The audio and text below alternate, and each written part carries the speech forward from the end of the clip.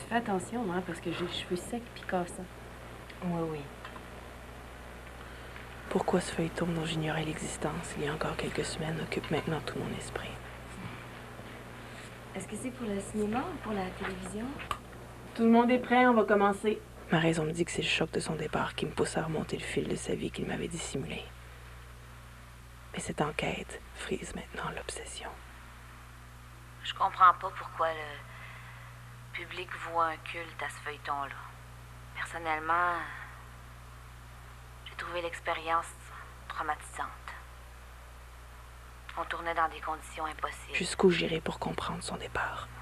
Pourquoi m'a-t-il caché une si grande partie de sa vie? On nous appelait au beau milieu de la nuit. On nous donnait un rendez-vous à tel angle de telle rue, sur une traque de chemin de fer. Le réalisateur, Marc,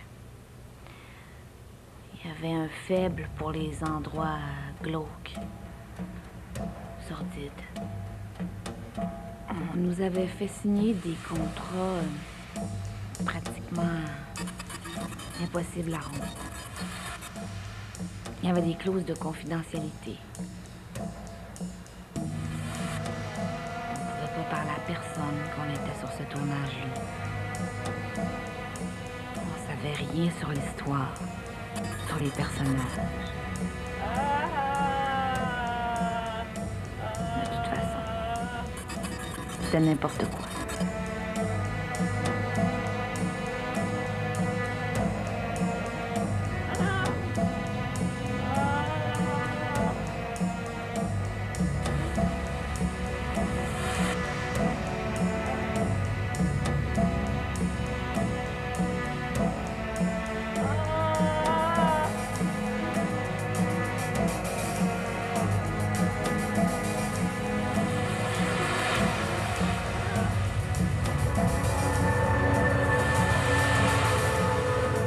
Depuis, ma vie a vraiment changé. J'ai été victime d'abus, de machination. À un certain moment, j'ai même pensé qu'il s'inspirait directement de ma vie. Par exemple, les choses que je vivais chez nous le soir se retrouvaient dans une scène que j'avais à jouer le lendemain. Quand j'ai parlé à Marc à propos de ça, là, il m'a baragouiné quelque chose à propos du Spiegel.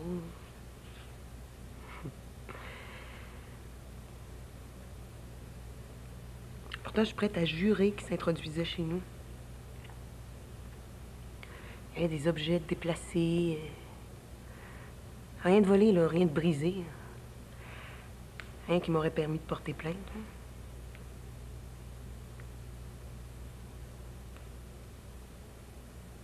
Il y avait des signes partout.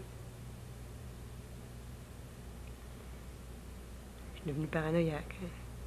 C'est comme si à un moment donné, la réalité puis la fiction sont comme confondues.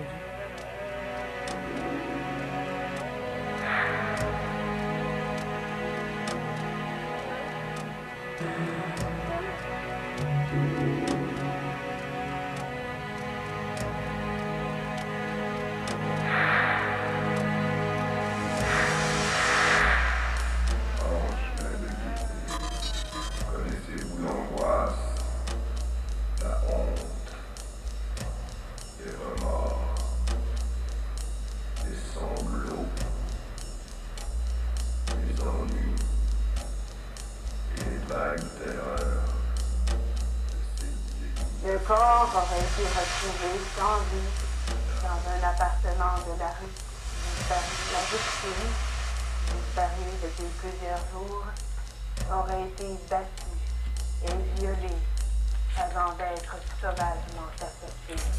Plomberie a été refaite à neuf. Sauvagement assassinée.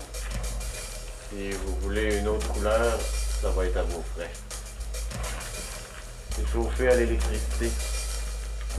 Suivez-moi. Je vais vous montrer le compteur. Il y a plusieurs espaces de rangement. On cherche une robe qui aurait été portée par la victime au moment du drame. Une robe bleu pâle, à fleurs.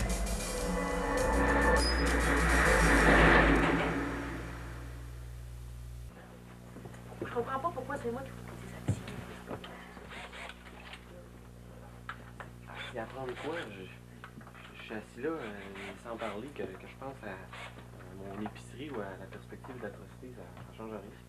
Ben, c'est comme le premier implant de ta culpabilité.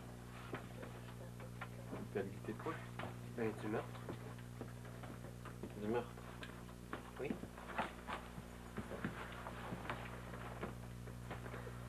C'est moi qui l'ai tué. Oui. Puis c'est à ça que je pense quand c'est viande. Ben, non, ben, pas consciemment, là. Tout le monde en place, là, on calme tout de suite, on est en retard. Ben, en fait, c'est comme l'effet du speedball, OK? Toi, tu le sais, mais ton personnage ne le sait pas. Ce qui est important, c'est la lueur dans ton œil. Donc, la longueur d'onde égale exactement la distance entre toi et ton personnage. Tu sais, entre l'humain et l'inhumain. Entre le nommé puis l'innommable. Ben, en fait, entre la pureté puis l'immondice. Son. Ouais. Caméra. Ouais. Acteur. Oui. Action. Connaissez-vous l'angoisse, ange plein de gaieté?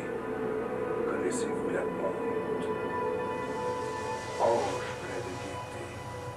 Connaissez-vous les remords, les sanglots, ange plein de gaieté? Connaissez-vous les ennuis et les vagues terreurs de ces affreuses nuits qui compriment l'âme comme un papier qu'on froisse?